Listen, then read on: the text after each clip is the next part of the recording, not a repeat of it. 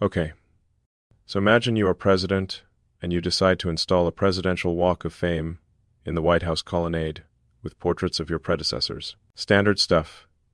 Every administration does some version of honoring past presidents. Except instead of the traditional respectful language about service and achievements, you write plaques calling Joe Biden the worst president in American history, who took office through the most corrupt election ever seen, describing Barack Obama as one of the most divisive political figures in history who passed the Unaffordable Care Act. And you replace Biden's portrait entirely with a photograph of an Autopen, the automated signature device, because you claim he used it improperly. And then your own plaque describes your 312 to 226 Electoral College landslide, claims you ended 8 wars, secured borders, reduced energy costs, and won 86% of counties in America. And you don't just put this in a campaign ad or a rally speech. You install it permanently in the White House, the People's House, a building that is supposed to represent all Americans, regardless of party. Welcome to Trump's Presidential Walk of Fame, which has instantly become one of the most controversial and norm-shattering displays in White House history. Now, the walk was first unveiled in September with Biden represented by the Autopen image rather than his portrait, which was already unprecedented and mocking. But this week, new plaques appeared underneath all the portraits, and the text is so partisan, so inflammatory, so completely unlike traditional presidential commemorations that even some Republicans are uncomfortable. White House Press Secretary Karoline Leavitt defended it by saying, quote, "The plaques are eloquently written descriptions of each president and the legacy they left behind, many written directly by the president himself. But eloquently written is doing enormous work in that sentence when the actual text includes phrases like Sleepy Joe, crooked, radical left-handlers, fake news media, Russia hoax, and Biden crime family. That is not historical description. That is campaign rhetoric permanently installed in the White House. So today I want to break down exactly what Trump wrote about each president and why it violates traditional norms, the specific lies and distortions in the plaques, including claiming Biden caused highest inflation ever when that is factually false, why replacing Biden's portrait with an Autopen is particularly petty, and what it reveals about Trump's obsessions, how Hillary Clinton gets mentioned multiple times, despite never being president, showing this is about settling scores, not history, what the plaques say about Trump himself, and whether his claims of ending 8 wars and winning by landslide hold up, and whether this matters beyond just being tacky. Because, by the end, you are going to understand.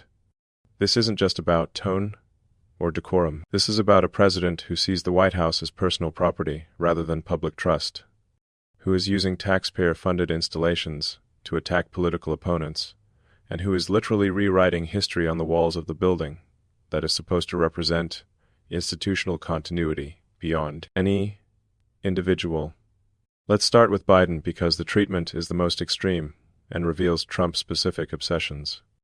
First, Biden doesn't get a portrait. Instead, there is a framed photograph of a piece of paper being signed with the word Autopen underneath, and his presidential term years. This has been there since September, when the walk was first installed. Trump has been fixated on claiming Biden improperly used an Autopen, an automated signature device, to sign executive orders without actually reviewing them. Now, many presidents have used Autopens for ceremonial documents.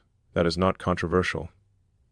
Biden has denied using it for substantive orders without his approval. But Trump declared in December that all Biden executive orders signed with Autopen are null and void. So replacing Biden's portrait with an Autopen image is Trump's way of delegitimizing Biden's entire presidency by suggesting his signature wasn't even real. Now, the plaques underneath make the attack explicit. Quote, "Sleepy Joe Biden was by far the worst president in American history, taking office as a result of the most corrupt election ever seen in the United States." That is, Trump still claiming the 2020 election was stolen, despite zero evidence and dozens of failed court cases. The plaque continues. Biden oversaw a series of unprecedented disasters that brought our nation to the brink of destruction. His policies caused the highest inflation ever recorded, leading the U.S. dollar to lose more than 20% of its value in 4 years. Now here is the problem. That is factually false. Biden did preside over a period of high inflation, that is true, but highest inflation ever recorded is not accurate. Texas A&M University research shows President Carter experienced the largest inflation, by far, with prices rising almost 50% during his term. Biden's inflation peaked around 9%, which is high but nowhere near highest ever. Trump is just making up superlatives. The second plaque continues the attacks. Nicknamed both sleepy and crooked, Joe Biden was dominated by his radical left-handlers. They and their allies in the fake news media attempted to cover up his severe mental decline and his unprecedented use of the Autopen. Following his humiliating debate loss to President Trump in the big June 2024 debate, he was forced to withdraw from his campaign for re-election in disgrace. There is truth mixed with spin here. Biden did have a disastrous debate performance and did withdraw from the race. But framing it as handlers covering up mental decline and fake news media complicity is partisan narrative, not objective history. The plaque ends with Biden weaponized law enforcement against his political opponent, while also persecuting many other innocent people. He left office issuing blanket pardons to radical Democrat criminals and thugs, as well as members of the Biden crime family. But despite it all, President Trump would get re-elected in a landslide and save America. That last line is pure campaign slogan, not historical commentary. This isn't describing Biden's presidency.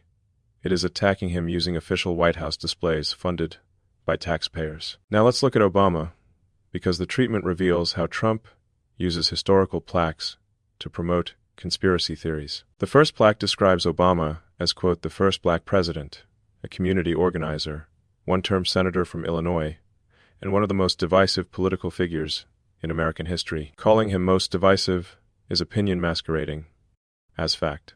As president, he passed the highly ineffective Unaffordable Care Act.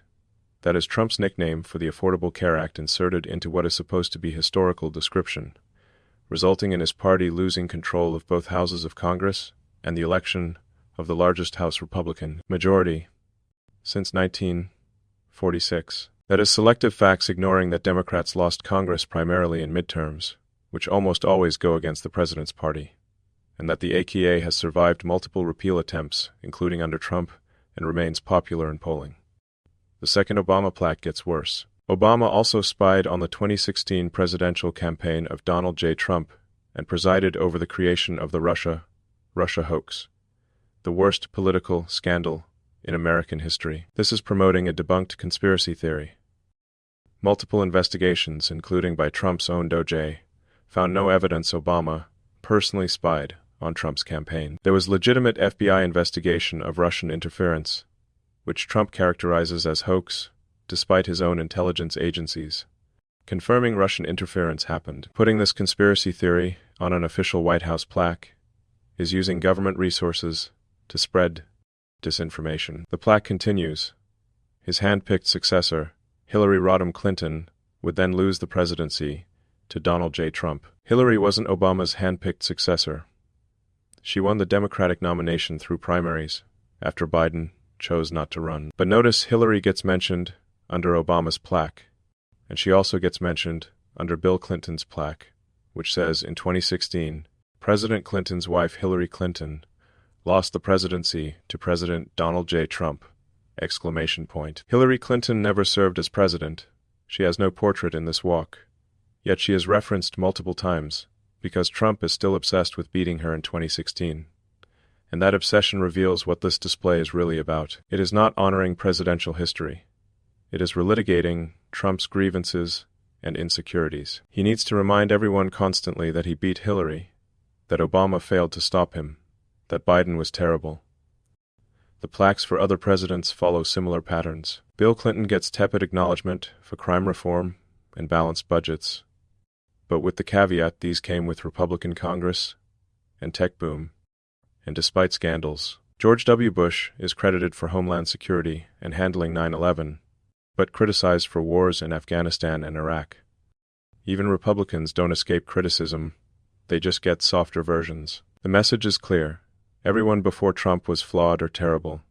Trump himself is historic and successful. That is not history. That is propaganda. Now let's examine Trump's own plaque, because the contrast between how he describes others versus himself is revealing. His plaque says, quote, "On January 20th, 2025, Donald J. Trump became the first president in 132 years to be sworn into office for a second non-consecutive term." That is accurate. Grover Cleveland was the last, following his historic victory in an electoral college. Landslide, 312 to 226. Landslide is subjective. 312 to 226 is a solid win, but historically speaking, it is not among the largest margins. Reagan won 489 to 49 in 1984. Nixon 420 to 17 in 1972. Trump's margin is comfortable, but calling it landslide is exaggeration. The plaque continues, overcoming unprecedented weaponization of law enforcement against him, as well as 2 assassination attempts. He won all battleground states by millions of votes, was the first Republican in decades to win the popular vote big, and won 86% of counties in America. 2,700 to 525. All 50 states shifted toward the Republican Party for the first time ever. Now there is truth mixed with spin here. Trump did win all battleground states. He did win the popular vote by about 2 million, which is the first Republican popular vote win since 2004. So 2 decades. Assassination attempts did occur, but weaponization of law enforcement is his characterization of legitimate criminal investigations into his conduct. Won by millions of votes in battleground states is misleading. His margins in swing states were often under 100,000 combined, and 86% of counties sounds impressive until you realize most counties are rural with small populations. Hillary won fewer counties in 2016, but got 3 million more votes because she won populous urban counties. County count is a metric Trump likes because it sounds overwhelming but doesn't reflect actual vote totals. The plaque then lists achievements. Ended 8 wars, that is extremely questionable. There haven't been 8 active U.S. wars to end. Secured borders, illegal border crossings were down. But border isn't sealed. Reduced energy costs.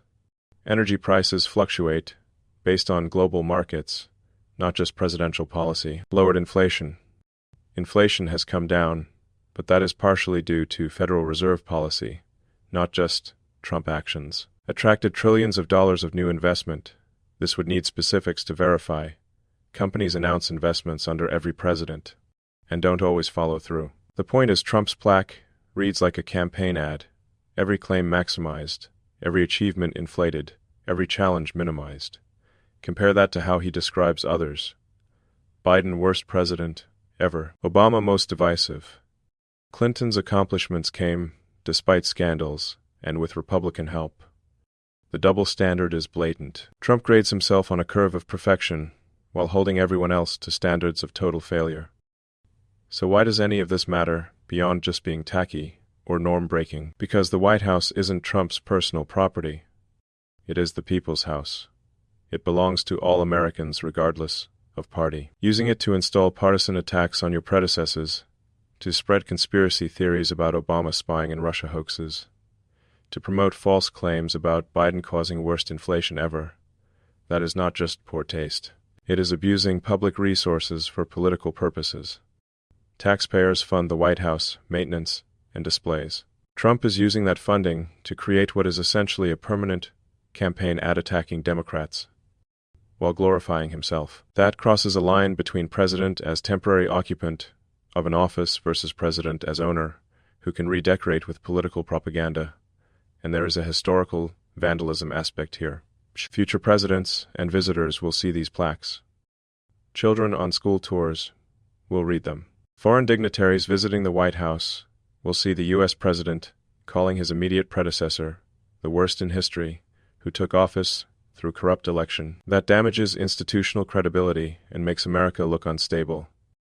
Peaceful transfer of power and respect for office regardless of occupant are supposed to be hallmarks of American democracy. Trump's plaques undermine both.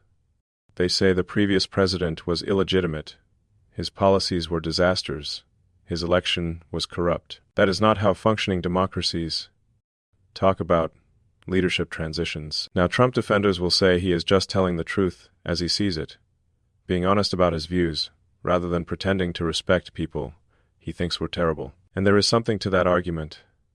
Why should Trump be forced to praise Biden or Obama if he genuinely thinks they were bad presidents? Isn't honesty better than fake civility? The counterargument is there is a difference between your personal views and what you put on official displays in the White House. You can think Biden was terrible.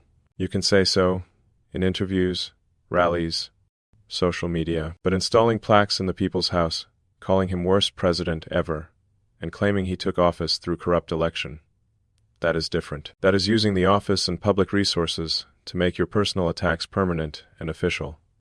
And ultimately, this display reveals Trump's fundamental misunderstanding of his role. He sees himself as the first real president surrounded by failures and frauds. Everyone before him was doing it wrong. He is the exception, the savior who finally figured it out. That kind of thinking doesn't leave room for learning from predecessors, respecting institutional continuity, or acknowledging that reasonable people can disagree about policy. It is authoritarian in its insistence that only one person has been right. Everyone else has been wrong, and history should be rewritten to reflect that singular truth. Whether you voted for Trump or not, whether you think Biden and Obama were great or terrible, you should be uncomfortable with a president who uses the White House to install his personal version of history as official truth. Because once you've normalized that, once you've accepted that the occupant can rewrite the building's displays to attack predecessors and glorify himself, you've lost something important about institutional continuity and respect for office that transcends any individual.